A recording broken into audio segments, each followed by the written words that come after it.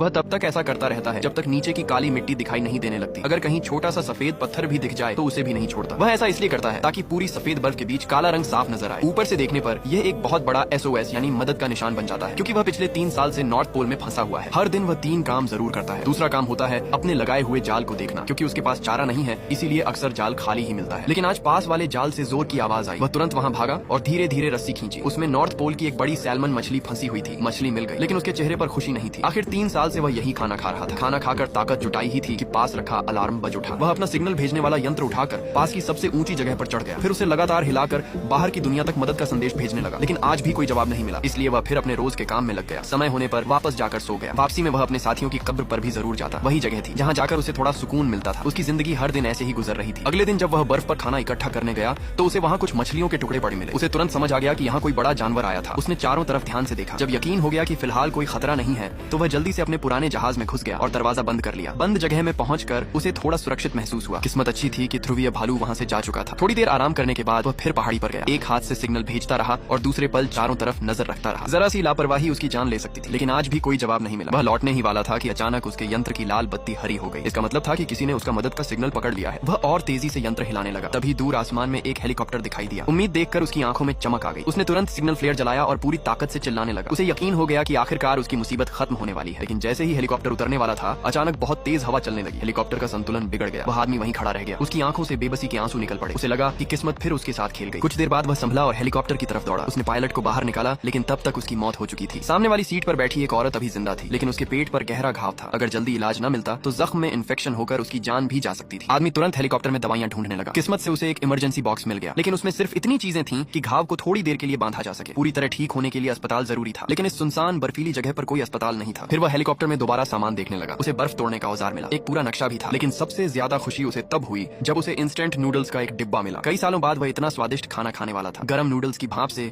उसका पूरा शरीर जैसे फिर से जिंदा हो गया। इसके बाद उसने हेलीकॉप्टर के ऊपर मदद का संदेश लिख दिया। फिर उसने हेलीकॉप्टर का दरवाजा निकालकर उसे स्ट्रेचर की तरह इस्तेमाल किया। उसने औरत को सावधानी से उस पर लिटाया और उसे घसीटते हुए अपने ठिकाने तक ले आया। औरत को थोड़ा होश आने लगा था। आदमी ने उसका हाथ पकड़कर इशारे से कहा कि घबराओ मत और आराम से लेटी रहो। वह उसे हिम्मत देने की कोशिश करता रहा। उसे अपने ऊपर बहुत पछतावा हो रहा था। अगर उसने मदद का सिग्नल न भेजा होता तो शायद यह हादसा नहीं होता। लेकिन अब उस औरत का सहारा सिर्फ वही था, इसलिए वह फिर हेलीकॉप्टर में सामान लेने गया। इस बार उसे ईंधन का एक डिब्बा मिला। जब वह वापस मुड़ा तो उसे एक लाइटर मिला। जैसे ही उसने उसमें आग जलाई, उसके चेहरे पर कई साल बाद सच्ची मुस्कान लौट आई। अब उसे ठंडा खाना खाने की जरूरत नहीं थी। उसने तुरंत लाइटर अपनी जेब में रख लिया। इस बर्फीली दुनिया में लाइटर किसी खजाने से कम नहीं था। फिर वह हेलीकॉप्टर में बाकी सामान देखने लगा। तभी उसे एक फोटो मिली। फोटो देखकर उसे पता चला कि पायलट और वह औरत पति पत्नी थे और उनका एक छोटा सा नवजात बच्चा भी था। ये देखकर उसे और भी ज्यादा पछतावा हुआ। उसने मन ही मन ठान लिया कि चाहे कुछ भी हो जाए, वह इस औरत को जिंदा यहाँ से बाहर लेकर जाएगा। इसके बाद उसने नक्शा फैलाया और आगे का रास्ता तय